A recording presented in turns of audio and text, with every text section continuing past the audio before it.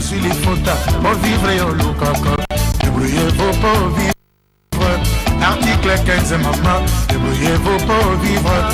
Moyen pour vivre et au loup-coco. Débrouillez-vous pour vivre. Article 15, maman, débrouillez-vous pour vivre et au loup-coco.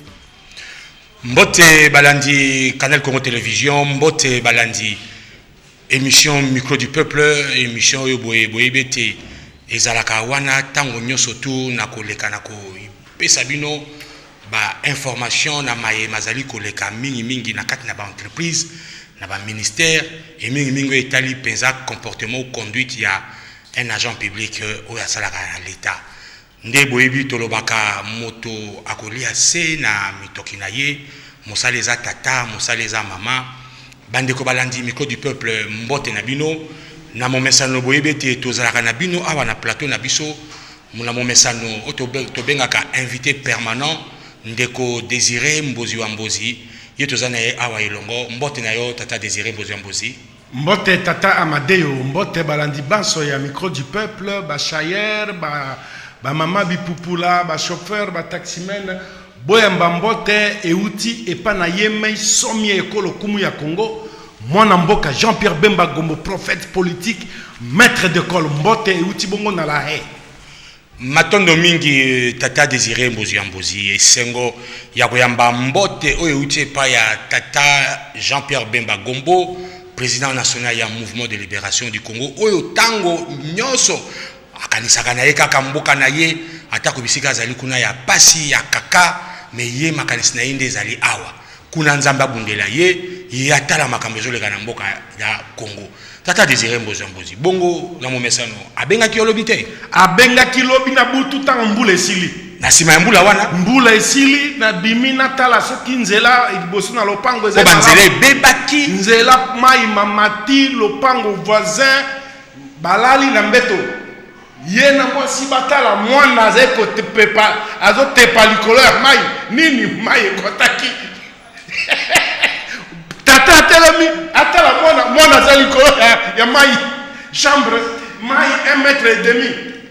donc esengo na oza parce que téléphone ekotaki na kati na mai te, ona ngai ekotaki na mai te pour nga kozwa appel te epai na ngai mai ekomaki te natala boye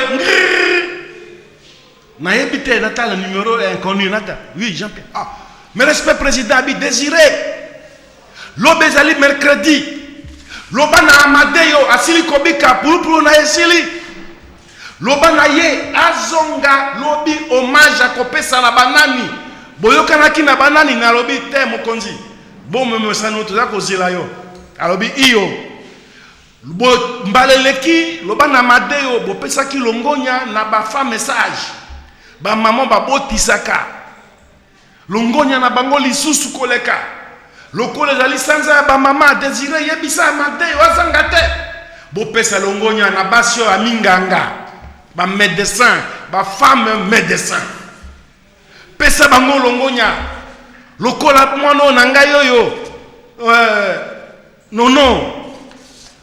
nono mangasa mona ya mama F Bazaiba yaze monganga pesa ye longonya na baninga ne baso ya bana basi pesa bango longonya docteur Minze pesa ye mbote longonya mingi na bango yebisa Amadeo azangisa te apesa mwa ngonga moke okumisa bango matondo mingi tata Désiré na banza ete ba mama minganga ba yoki ki tata Jean-Pierre Bemba Gombo bisika zali azokanisa bango kasi ba mama ngo pe ba minganga bazaka na mikakatano ebele tozomona chaque fois bazokaya na ba grève to yebite conditions sociales na bango na moneza ya rapé bien te alors tata Amadeo mais batanga ba classe mbule ebele 10 ans koleka soko sangisi tout ça na ba stage tout vraiment faculté oeleki molai na RDC faculté ya médecine mona nanga moko esta mama Mondonga ye paza na koti na médecine na ebise mama mosala kitoko mosala ya lokumu kasi RDC epesaka bango lokumu te Jean-Pierre Bemba ya noki po lokumu na bino ezwa esika Jean-Pierre Bemba ya po bino ba mama ba médecin bozwa lokumu bapesa bino traitement ya malonga na tango tozalaka kalabo na tango ya Mobutu ba médecin bazalaki na ba voiture ba pesa ba médecin ba voiture mais 17 ans yango yo afidèle ayei afidèle banda komi 17 ans yango yo etala monganga nani etala médecin nani bango soki babeli bakei Inde soki babeli bakei Afrique du Sud soki babeli bakei France Suisse États-Unis biso na ba madeo awa lokola pour ezaki na nini yakin marché motakope soki sa makonga zaki tata désiré lo comme ko lobi sikwa ya bolobi te soki babeli bakei Inde bakei Suisse bakei Poto mais basali ki hôpital ya cinquantenaire ba boy ezoko ekoki susu bango te ba médecin kuna bazali bazana makoki te ofungoli babengaka boîte à Pandore lobaka si to mona makambo ngo kuna izingulu ba boîte à Pandore tata Amadeo kuna au lieu ba malade bazalaka ngasi na kenda kuna muto moka bela kitoke kotala yo wana ba étage wana nyonso eze vide ba chambre wana vide bato bazalaka ba publicité no boya est-ce que l'hôpital basaka publicité au mona wa masala publicité basi basala mama mo publicité tambo hôpital no masala publicité mutombo dit que me basala publicité robodin basala publicité hein ata hôpital à Sibé hôpital à Sibé basala publicité o ya Karawa basala te on a loco basala te mais on a bango na publicité pour na nini talo eleki bongo na bandako wana ba lia ba hôpitaux oya ba malade ki po ba malade et commandé ba indien ba vanda kawana bozanga bote ba indien basaka misala ni balala kakuna il y a presque 60 familles ya ba indien ba vanda kuna za hôtel ya solo kuna za hôtel bavanda kana bango tonga tani babimi wana nya babimi bakie misala bakiko teka bilamba ba ekozonga kuna ezende hôtel tata Amadeo mais Jean-Pierre Bemba lobi Désiré Longonya na ba maman babima ba médecin na RDC nono Mangasa Longonya na yo mona na biso docteur Minze mbote na yo pa zwami ata docteur Massoud non tete oui wana zali waza mobali mais oya basi boya basi ba mama ba kombo za ko kimanga wa Longonya na bino Longonya Jean-Pierre Bemba lobi na bino nzambe abatela bino apesa bino makasi atako gouvernement total bino te conditions de travail difficile pasi bino nzambe ayebi ke mosala boza ko sala mozelo kola mosala ya ba apôtre mosala ya ba pasteur Jéhovah Rapha azana bino Jéhovah Rapha azako tondo sabino Jéhovah Rapha azako pesa bino nguya pe mayele yako bikisa bakoni yako vanda na bakoni Longonya na bino bote ya bana ebele bakota bana faculté ya médecine bokoba na mosala oyo wana bana basi bokota na médecine mingi pour na kosalisa mabota na bino bandeko na bino toza ko encourager pe bazali ko continuer na kotanga pour na kokoma ba médecin surtout ba mama bilenge ya basi c'est ça lokola ba gloire ya poiti donc ba kangama na kotanga makasi po ete liboso na bango eza malamu lokola ba esta mundonga mbozi matondo mingi tata matondo mingi tata Désiré Mbozo kasi awa boye na ngina senga na bandeko boye bisa ba voisin émission ibandi sikoyo donc bo benga bango bo tia ba télévision Longonya mingi na ba ministre oyo bo baza ko tia ba télévision na ba salle d'attente na bango po batala ka émission micro du peuple maboko mingi pona bango kasi tata Désiré to koti na masolo na biso ya mokona lelo na mayetali gouvernance toza awa boye na dossier ya liboso tata Désiré ya likambo etali ba retraité ya SNEL makambo oyo boye na moni mukanda moko ya ministre Babi Mbaya azalaka ministre de l'énergie le 13 novembre 1999 ye asengaka déjà bazongisa bandeko oyo ya SNEL balongolaka bango na bado na mosala ya liboso yango wana pesi yo tata Désiré oyo ya mibale yango oyo ministre mosusu kombo na ye Modeste Bayot Lukwebo ya misato yango oyo vice ministre oyo kombo na ye Koloso Soumaïli mosusu yango ye moko tata Matata Ponyo akomaka ba mikanda ya ba ministre yango oyo awa boto moni susu mukanda ya administrateur délégué général Yengo Masampu yepe akomaka po ete bazongisa ye moko DG azaki le wana azongisa ki bango mais tata Désiré pona nini ti lelo exécution nango eza kosalema te atako bato ya inspectorat général des services judiciaires bango mpe basengi mais tata likambo yango eza nini oyo boye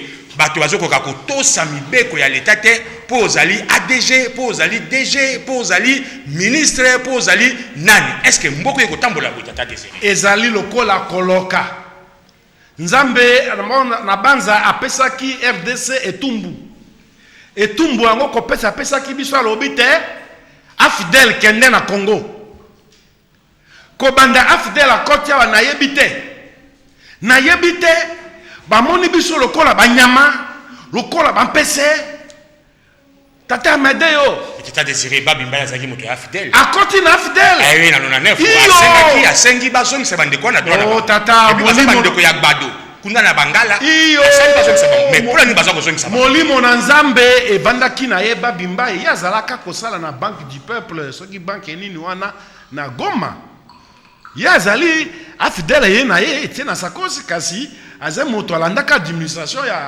ya malamu azalaki na administration ya malamu azalaki na Goma bato bayebi ye wana nga mpe nayebi ye wana ye ayebaki ngai te kasi nga nayebaki ye wana nini banda bato babandi kokoma mikanda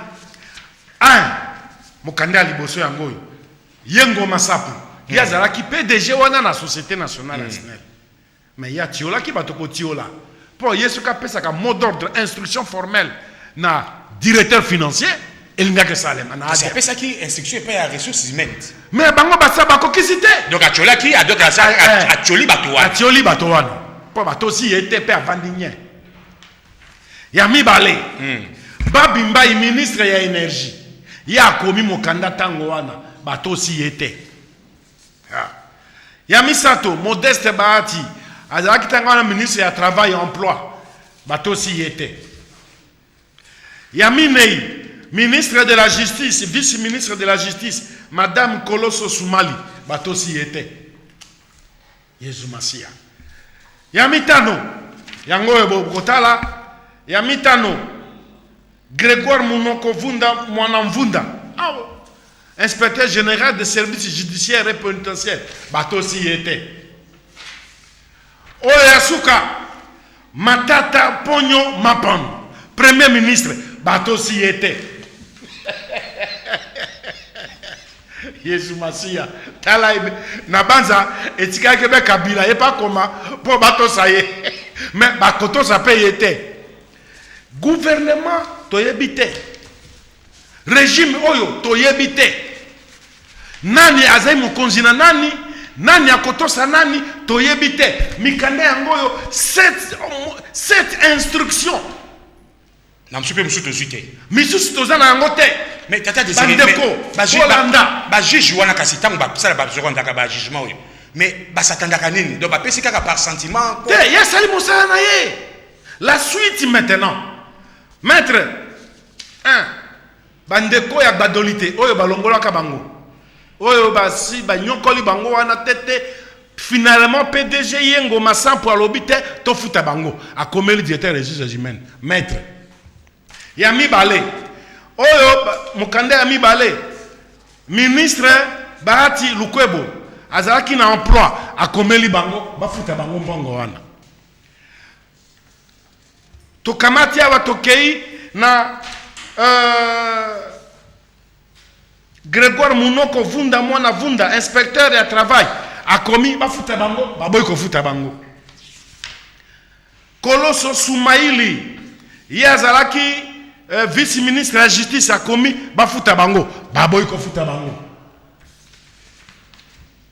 ministre ya emploi et travail Modeste Bahati akomi bafuta bango baboyi kofuta bango donc Matata Ponyo Mapan akomi bafuta bango baboyi kofuta bango toza ko rappeler te affaire oyo ezali na RTA 0150/RH 41877 CA dembandaka affaire SNEL contre Zada et consort baboyi kofuta bango batata bato bazali awa depuis 1990 combien depuis 1990 combien tozali na bureau lobi baye wana na bureau micro du peuple kolela batata bato bakondi suki ekomi elongo pembe yaki moindo ekomi pembe elongo pembe ekomi entre rouge na vert et suki na bango couleur wana Basé kotoka mitoki minene pasi. Pasi. Mes chers amis de la SNEL. Courant et bébé sibino mitou passe na baningate. Mais c'est quel cœur vous avez? Quel cœur, PDG de la SNEL? Oui, mais à ta PCA, André Atundu Liongo. André Atundu, Alain, le grand porte-parole de l'AMP. PCA SNEL. PCA SNEL, vos frères souffrent de badolité. André Alain Atundu. Kaka coupé ça va leçon à bateau. Tala yangoyo, la première leçon que tu devais donner, c'est celle-là. Payer ce qui revient aux agents qui ont régulièrement travaillé. Maître, Mbotenao. Bonikas. Mais c'est un exact. Oui, mais attendez, loba. Namono tangi yango déjà. Na pesi no Mais bande ko mbote. Et si mbakate pona nini exécution. Eza mabe ou bien zanini. omoni ezali ba nomination au gouvernement zo sala. Bato ya sotia bango na bisika to na mabonga o esika bazwa ba décision. Tango moto ayebi o babengi yango gestion du personnel te. Tango moto ayebi o babengi yango gestion à ressources humaines te. Tango moto ayebi code de travail te. Comment on peut nommer quelqu'un à la tête, il y a une direction administrative, oyo azana maîtrise, il y a code de travail te. Oyo azana maîtrise, il y a ba mesure d'application dans côté. Oyo azana ignorance de méconnaissance, il y a ba loi sociale yamboka. C'est ça la conséquence. Et ndenge natangi mikanda oyo rapidement sikoyo, c'est-à-dire il méconnaît même l'autorité ya ba konzi yamboka. Ça c'est grave. Amade, nous sommes dans quel pays? SNEL wana eza société na yete. Ezali société à l'État. Société à l'État congolais. A sali yango avec, je crois, objectif nango. Il y a liboso objectif social les anini. Bato bazo sala kuna et sengeli ba bénéficier na ba droit na bango. SNEL aza na obligation à créer l'emploi. SNEL aza na obligation à maintenir l'emploi. SNEL aza na obligation à rémunérer bato malam. Bato bazo sala kuna à 100% ce sont des Congolais, ce ne sont pas des expatriés. Mais ça lokola moto ça si ba classe na bani musala je crois que ce type ici je peux le considérer comme un étranger. Je m'excuse de le dire de cette manière franchement. Nazo mona he lokola za mupaya aza congolais te nazo senga la bato bazola na biso ba mekana ko scruter identité à moto malam parce que c'est impensable que na niveau ya justice arrêt to jugement et zwami yami balé premier ba ministre Matata Mponyo une lettre de la primature une lettre ya ministre oyo azo gérer makambu ya travail. Mais bakomeli bango pe baboyi mais bato ya lolenge wana esika na bango ezali esika ba osa musate esika na bango ezali koyoka bango pe kolongola bango na misala kotinda bango na boloko bango wana nde mutu bazo créer ba frustration soki ba tension sociale ezobota na kati na ba société et ça à cause de ces gens là. Et puis ce qui est grave que ils ne répondent pas et ça quand même ba correspondance. Il y a ce qu'on appelle le droit administratif. Ceux qui ont autorité à communiquer aux lettres, toba communiquer au Mukanda, zongi sata et ano, bayeba, ceux qui bako soezali, ceux qui t'osent en raison, ceux qui t'osent par politesse aussi. Par politesse. Éducation. Oui. Mais moto ya lolengo ebele ya mikanda oyo, ya ye Mukanda ezate. Et puis DG na ya communiquer Mukanda, ce monsieur reste muet. Non, moi je crois que na niveau du conseil d'administration il y a SNEL, direction générale, il y a SNEL, ba benga moto yo ba ça la demande d'explication. Alain André Atundu. Abengaye. Oui, Abengaye. C'était au cadre, il relève de la décision du conseil d'administration, ba entendre sur Alain André Atundu sanctionner. Et puis ba exécuter pe menini jugement. Oui, ba exécuter. Comment pour une personne plus de 10 personnes va subir humiliation, pauvreté, basa sans salaire, misère, état social na bango et bato bakomi na ndengeni bazo débrouiller ba ina maswa ba débrouiller na ibale ba cheba nzete wana na ba barado. Alors ce qui a monique ya za mokonzi alongola barrage ya SNEL barrage oyo batia kuna na Mobai Mbongo alongola yango alicencier abengana baagent nyonso ya SNEL wana tokondima ye mais ye akuti SNEL akuti mibeko ndenge ezali akokosala bongo te wana eza désordre kotia na kati ya mboka parce que omoni quand même tolingi toloba boye badécision nyonso oyo kobanda na mobeko likonzi ezwaka mpo na mboka suka nango ezalaka intérêt ya mboka pe intérêt ya population. Quand il y a une décision qui est prise pour l'intérêt des personnes et qui cause la décision ou qui souffrir na une exécution parce que vie à bateau ils ont dépendre de la décision wana sikoyo bateau na baza impayé basi na bana bana baza abandonné famille disloquée.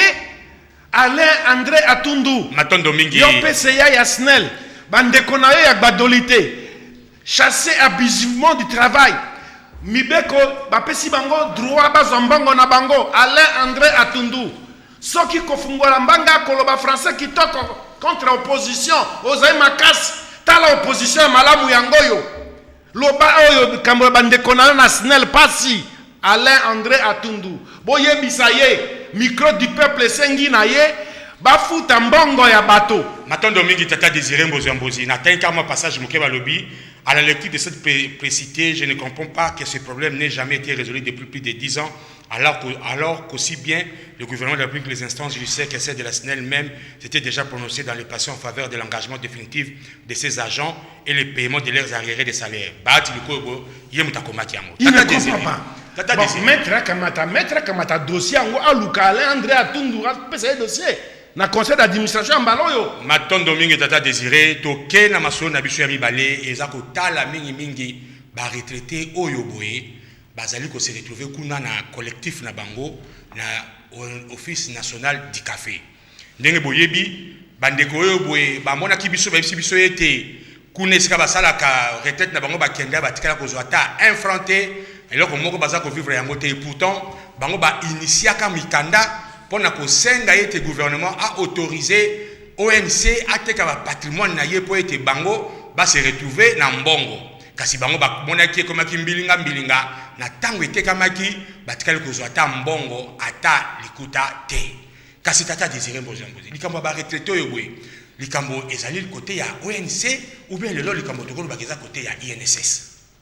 Mikandani yangoyo ndi biloko batekaki wana bambula tolobaka yango na mon PPT micro du peuple ayebi alandi dossier DG Guy Bompate yazali wana bulantulu mwana mongala yaje mwana mongala aze wana na OCC ONC plutôt Office National du Café ba retraité babi Guy Bompate lokola yo okoka kofuta biso makuta te bakomia ngo pena mokana mibale yango bakomia na la proposition yo toye awo yo na biso tokene pa na ministre to ndingisa gouvernement pesa biso to teke mwa ndambo ya bandako mwa ndambo ya ba machine o ezali po ekoka kopesa biso nzela ya kopema ba ministre mpe bakomola bango eza bapesa ki yango ba ministre nyonso baleka tango wana Mayombe wana tango batekaki makambo ya Goma na Bukavu bakamati mosusu Kazadi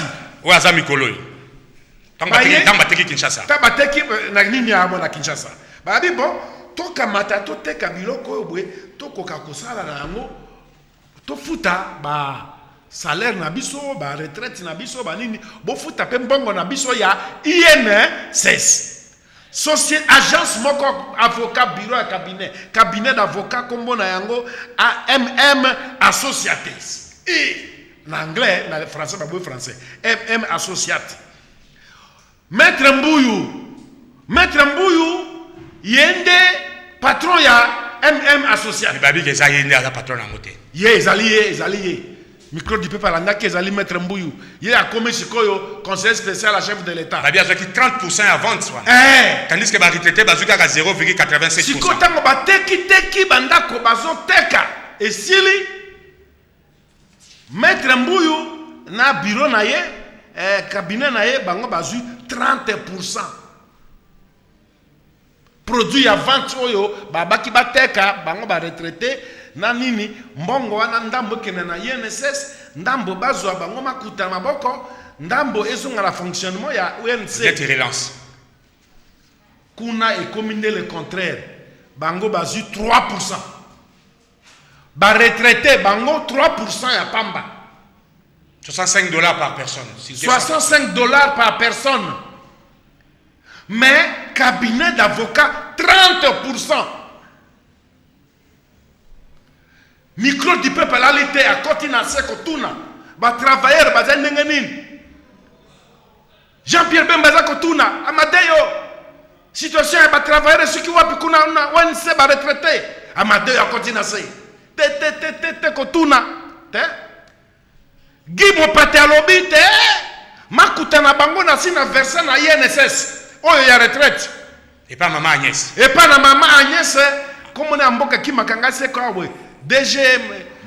Agnès Nawej. Nawej. Maman Agnès Nawej, a ça son bongo. Boy mbongo on est koti na wa bakene ko somba kipa vita te. Ba 1 million a pesa ka pona kipa vita. Boy mbongo on est koti na kati te. Mais pour ni que tata désiré maman Agnès Awangana, DG Bopata Wangana. Donc il kambeza na kati. Il kambeza na kati. Donc il soit bon aliaki aboko loba, o aliaki pa boko loba. Il kambeza na kati. Comme kaka mikanda. Mais non, mais Agnès Nawej jaebi sabiso. Abinga micro du peuple pour un dossier to kolanda yango te na suka. Pour quand même bon et kotaki bena ba patron. Bon et kotaki ebele et sengeli Agnès Nawej ayebi sa micro du peuple azwa mbongo ya retraite cotisation ya ba so ba to ya ONC tote. Mais yazo bomba pona nini? Ce qui azo bomba pona nini? Agnès Nawej ADG intérimaire à vie. Azo la pona nini? Azo bomba yango pourquoi? Qu'elle nous dise maître bino bato boyebe droit bokena kotuna Agnès Nawej. Mais maître, yebisa na ngai vraiment. Mais le lo ba de ko arrêter ba retraité ba réclamer autorisation na bango. Ba ke na NSS ba futa bango mbongo, ba yebisa bango ke mbongo na bango te kotawa. Ba o ekutu ba bimaki na 2017 abo ba boye pe ko yamba bango kuna. Mais organisation za kaningi ni tango musali to salema pona ba travailleur. Il faut tena ka bango mbongo déjà libéra non pour y comme la boité. Oui, na ko expliquer na no. Na beaucoup se pesa pour tout makambango za boyebe. So motazo sa musala ka société afutaka o babengi yango ba cotisation sociale na ye pa ya o to bengi INSS. Ezala le marandenge nini. Ezala ka 7% employeur to société a retiré 3,5%. Et Yemorope travailleur a retiré 3,5% et ça dit 7%. Au Italie, il y a coupé Sambo. Mais tant qu'on va verser, c'est l'employeur qui a l'obligation de verser l'argent. Il y a des gens ça INSS bon. Tant qu'on va ça, il faut INSS appeler ça Mikanda ou Ezolakisake à verser bon. Donc, premièrement ici, et c'est employeur ONC à fournir preuve, il y a versement, il y a cotisation sociale. Ceux qui prévoient les atteintes à niveau employeur, ils ont déjà mbeba pour ils ont bon ya mutote, ils ont des bon ya bateau, oyo basa éligible na retraite. Il y a liboso et sengeli ONC, ton moto azo kamba yango, afu akolo wanga na kolo bakana malobate ko na esaki mbongo te. Et sengeli a fournir ba preuve matériel to ba document ou ezotalisake aversaki. Pour prévoir la kisa été INSS azwa kimbongo wana bandeko bakozwa siko preuve wana inde tina INSS wabitala preuve yango yo INSS ozwa kimisolo oyo INSS pas ko vérifier na ba livre na ye effectivement ce que ezali te bakoyi kolobaka na malobate il faut ba document étalisa tata désiré oui na beaucoup c'est pongo ba to pusani makasi mingi mais tango ba ministre ba kotina makambo yango ce qui veut dire bouli ekeza na kati poto monia susu ba ministre ba signer susu mais oui mais ministre ba signer puis ba signer ba kutana ministre de l'agriculture oui ye wana ye akomaki yango alobiawa je tiens à souligner la nécessité de trouver un compromis avec votre collègue de l'INSS et ce au mieux des intérêts des retraités mais sikoyo okotala arabwe Lambert Matuku Memas ye azali ministre du travail et emploi yepe azongelo lenge moko. Et d'autre part, vous réclamez le paiement des retraités avec les recettes ordinaires de l'ONC et vous en remercie. Lambert Matuku nini Memas. Mais tozali kolanda micro du peuple c'est quoi convocation réunion mixte INSS ONC. Mais bota tambu matin, tu le ba regretter parce que continuer à souffrir. Ti lelo baza ko konde ko souffrir toza ko senga na madame Agnès Nawej. Payer les retraités, il y a UONC. Veuillez payer ces gens. Ozali maman, moi de la femme. Tozo kumisa bino, bino bo bimisa pe bo l'accepter mitema ba maman. Madame Agnès Nawej, payez les retraites. Les rentes, il y a des travailleurs, des retraités, il y a ONC. La barrière de salaire. De Guy, on a Guy Bompate. Fouta, retraite, mbongo na bateau, barrière de salaire na bateau. Micro du peuple va en faire un dossier. Le micro du peuple va en débattre chaque semaine. Le dossier constitué et qu'on a transmis dans l'Assemblée nationale. Maintenant, Dominique Tata désiré, ne va le bakaka le la signe indien et tikakaya. Motote, tout ça sur un dossier mususu awaboé et tel kaka ONC. ONC azali établissement public basala kiango pour na kolanda makamba café, azana ba produits belé, ba ketchup, azana ba cacao, ba EVA, mais le lo oyoboé to moni ba to ya FEC, Fédération des entreprises du Congo, ba ke kokutana tata Chibala, na ba ministre balandi loko ba ministre ya commerce, agriculture pour na koyebisa ina ya finance. Ba longola ONC na ba taxe o etali ba produit mususu batikila kaka ye café. Kasi lelo ke kamusi biso tata désiré. Mikande za ami bale. Oya liboso ya FEC. FEC a komeni ba membre na ye ayibisi bango na date le 12 février ke batikila susu ko futa susu mbongo moko te na niveau ya ONC na makambo etali ba taxe or café. Et comme Nicolas na sima soki le 13 février to moni Bino Chibala il pas commis mukanda na ye pour asengande FEC a informé les membres. Mais comment FEC a commis Mikanda, il y a décision, il y a Premier ministre, on a Mukanda il y a commis le 12, Premier ministre a commis le 13, décret. Et Zalaki, parce que Mouzou Moutasala Kiango, mais ministre, Premier ministre a repris sa décision, Makasiboué, où est allé Missolé Mboka, na une simple correspondance. Et le Gilobani Tata désiré. Mais non, le Liboso, donc, il va ça qui va me bongo. S'il vous plaît. Bato ba yebite mutsalani ni ONC azalaki na yango. Ba mission ya ONC ex Ozakaf. Moi mbango tata désiré pour la biso penser ki.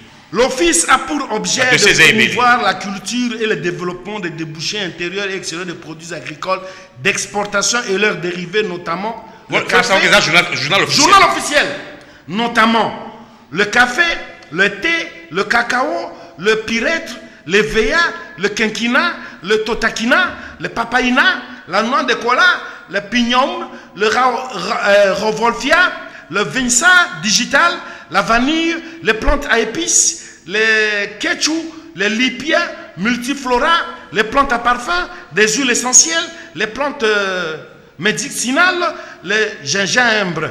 Donc, attaque, tu as un cobalt, tu as un cuivre, tu as une richesse, tu as une richesse, mais ce que vous avez besoin de ça, s'il vous plaît, tata. Oui, le bâtiment. Après ça, OCC, journal officiel, après ça, ONC, pouvoir, il y a que gérer ma plante ou un agnos. Ma cambona yango nyoso, koteka, façon ya kokata yango, façon ya kolona yango, façon ya commercialiser yango, nyoso, ba pesa yango na ONC. Kasi, aussi maya mikolo. Bourieke et awa na gouvernement ya Chibala Bruno. Bourieke ndenge ba beau frère bazo bunda na kati na bureau ba ye na yango ba komi mikanda. Awa boye 1 kokamwa bureau ya Chibala le 13 février 2018. FEC le 12 février 2018. FEC a commis boye. Dans le but de trancher sur le conflit qui a opposé la FEC et l'ONC. Est-ce qu'il y a cause d'un conflit? Il y a FEC aux alliés, association, il y a commerçants. Il y a ONC, institution à l'État. Au cours de cette rencontre, la décision suivante a été communiquée à tous les participants. Les activités de l'Office national de café sont recadrées uniquement sur le café et que l'Office congolais de contrôle OCC s'occupera des autres produits agricoles d'exportation à l'exception du café. Donc fake a influencé Tata Bruno Chiba. Donc fake a fait sa meeting. Balobi boy bandeko ya fake oyo boy. Baza ko éviter ko kena na ONC ko futa mbongo kuna po bango bazo kene ko sala mafia na ONC na OCC. Est-ce que Tata déjà lycée vous savez makambo te? Cette décision entre en vigueur immédiatement et fera l'objet d'une lettre d'instruction adressée au ministre de l'Agriculture, Finances, Commerce, Économie. Il est fait qu'à couper sa lettre, à couper sa note d'instruction comment? Et fera l'objet. Cette décision entre en vigueur immédiatement. Fait qu'à comme qu'on compte sa décision en vigueur. Et puis à ce moment ceux qui a rien à se manier décret. Mais c'est grave. Il fait qu'ajoute initiative. Si Manaende, Premier ministre, a eu comment? Premier ministre a commis le 13 février. Faisant état de l'extension des activités de l'ONC, tout ça, machin, orientation ci-après. L'ONC devra désormais limiter ses prestations et interventions sur la culture et le commerce du café. Les autres produits agricoles d'exportation commenceront à faire l'objet des prestations de l'OCC quant à leur certification. Est-ce que Tata Tibala Tanga qui s'est donné le journal officiel il y a Mouzito. Tibala Atali journal officiel te. Alors il y a Mibale, il y a Tosinde Oyo fait qu'à lobby. Donc moi le panzana qui.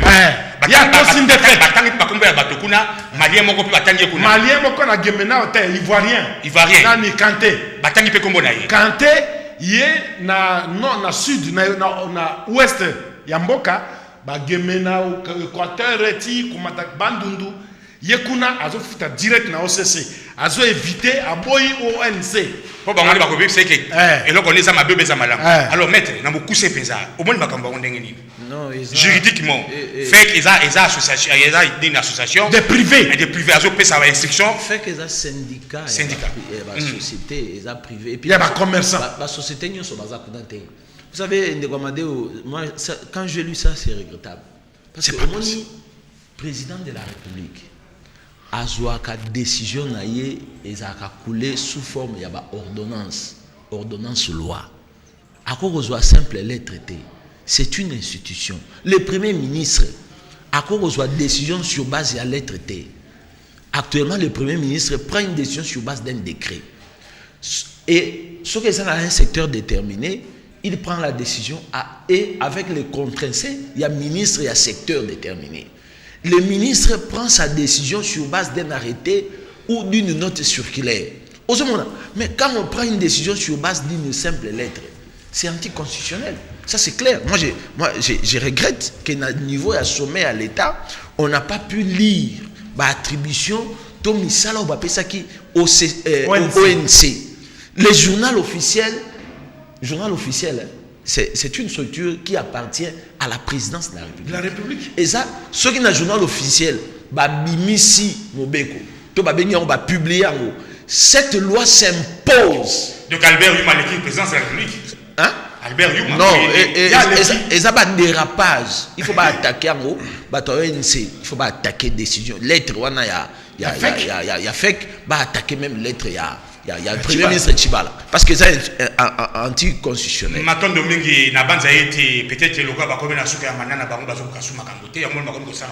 Kastata désiré. To na dossier mususu ya babwe, o etali bandeko ya palu. Bandeko ya palu ba s'organiser et si kaka kizenga somba ki lopango na ye bango pe ba kene ko lobake na sima lopango na ye biso et comme ya biso. Oh, terrain wana ezali ya ba enseignant ya école oyo boye. Tata Madelo bakasi po na ngata sima ya eloko babengi nini centre basoda nini Kibomango na nini ya oui la Kibomango na kaseta sima na kaseta kuna l'état ba chef coutumier batekela na quartier Maba 2 cité de l'espoir na sima kuna batekela Gizenga patriarche terrain ya zo terrain na ya tongawa siko nini ba enseignant collectif ba enseignant école Salongo ouais ba protestant on a na Salongo aussi bango pe asangai na ba enseignant misusu idée bandaki ba sali collectif ba ki koyokana na ba chef coutumier kuna ba zipe terrain na bango pembeni ya terrain ya papa Gizenga ba militant ya palupe ba keipe koluka ba zo pe moi espace pembeni ya patriarche na bango. Bango bakei bazupe moi eteni na bango. Sima mikolo tango tata babengi Makiesh akomi vice premier ministre ya travail et prévention sociale. Ye Boulantulu nguya elekiye. Alobi nous avons l'impérium. Et si ka ba enseignant bazwaki wana soki na fungoli miso na kangi miso soki na fungoli et combien ya bato ya palu ezape bongo sikoyo peke ko bongo na kangi miso ngai Makesh soki na fungoli allez ba enseignant balimwa etikala kaka palu na palu boende esalemi kuna mais babi ke bato ya palu babi bazwi yango parce que bambasa isa tata Kabila na 2006 kasi ye Makesh azolo ba obe Kabila ela kato na bango bapesi bango grâce na biso ndaza wana na kangi miso soki na fungoli ba enseignant wana mbango ba kamati ba yei ba militaire palu ba bandi ko buka bandako oyo ba enseignant beta même na ba enseignant ko beta ba pozoki ba pota mais batabola ko sa pouvoir ndenge ni tata sikoyo avocat ya ba collectif ya ba enseignant ba maître ba kei ko funda likambo yo ba kendati et pas ya premier ministre. Ils ont été partout sans suite. Yasuka directeur de cabinet à Kabila, président de la République Ayambaye, oh non, allez régler. Procureur Ayambaki Malamu, l'obé comme procureur a changé. C'est comme politique et comme qu'on dominer les travaux techniques. Maître, Mawa. Ba membre ya parti politique, ba kongo ko le botre na pango ko ba biki basalaka coalition politique. Est-ce que ma belle ko pe makamba politique na kati ba tu a palu ba beti ba to tous ces personnes que le tcha même tata kizenga candidat président. Mais ceux qui va su pouvoir ba resala ba ndenge ni. C'est nul par ailleurs qu'en République démocratique du Congo, ce qui est malheureux. Ba enseignants wana ce sont des électeurs et d'ailleurs bango ba sotangisa bana ya batapalu. Ba enseignants wana bango ni mutu batangisa bana batapalu. Et si on doit faire ça à un corps professionnel où ils ont formé par élite, il y a lobby, c'est très grave. Donc il y a un glissement très dangereux. Et d'ailleurs, nulle part dans le monde où on doit octroyer un terrain à un parti politique au terrain à Palou. Ça n'existe pas. Le terrain appartient à un individu ou à une société ou à une organisation. Est-ce que l'organisation politique est au terrain comme ça va l'association à Bango, peut-être va causer un terrain et pas à l'État peut sa Bango. Mais dans les cas il faut vérifier partout ceux qui peut-être ordonnance présidentielle qui ou bien arrêté ba pesi bango espace wana ne ba soutenir qui tata Kabila et le comment que ça. Donc voilà les alliés mobulu makasi. Même ceux qui Assemblée nationale mandat na Cécile mais les députés doivent quand même ouvrir un œil sur ça. Malheureusement mandat la bango ici mais c'est grave. Totalement malade dossier. Maintenant mingi mettre tous ceux qui sont là boya ba en déclaration RVA bango kuna nzokande oyaza ko kamba bango Abdallah Bilenge hier avant na kuna bokonzi DG likolo a un simple procès verbal au Jalil Mabunda asignaka. Assemblée générale sali réunion.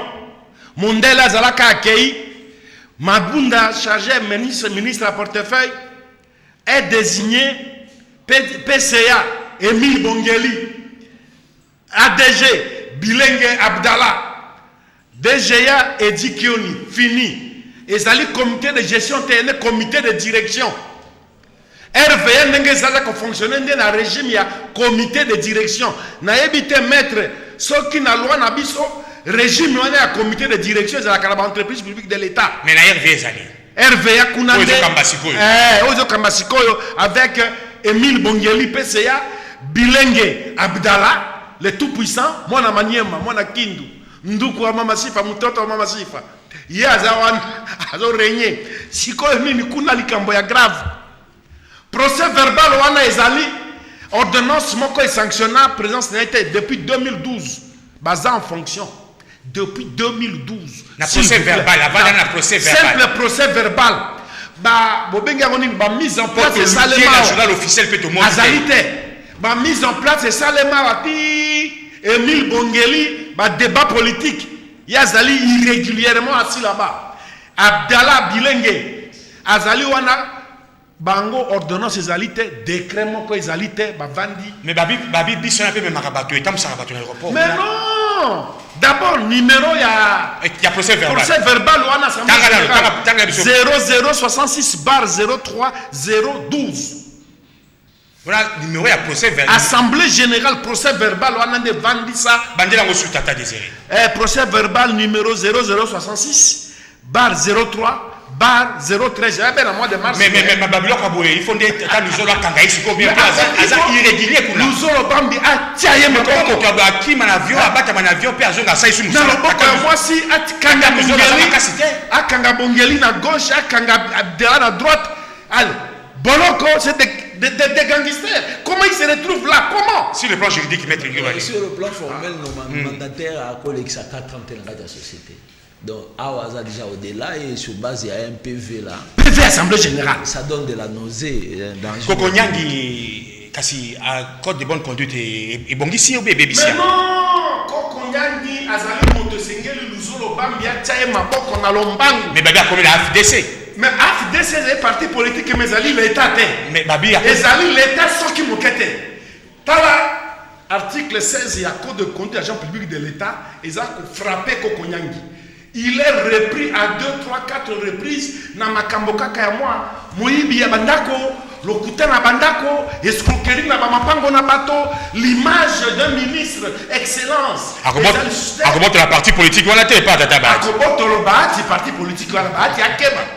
Kokonyangi, Akobote le Mapango na Moya, Meki na Kimbutawa, heureusement, moi na Kim.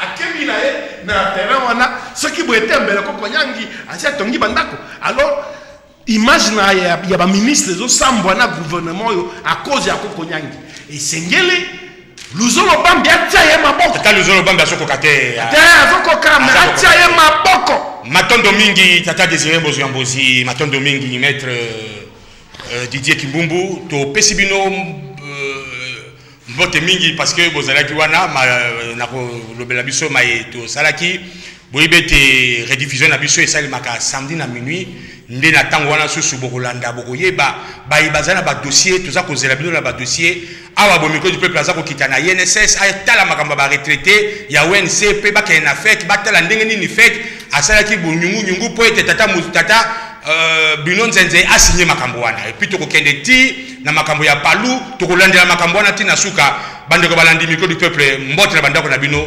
tokutani mokona misato ya poste na simeza ko ya matondo mingi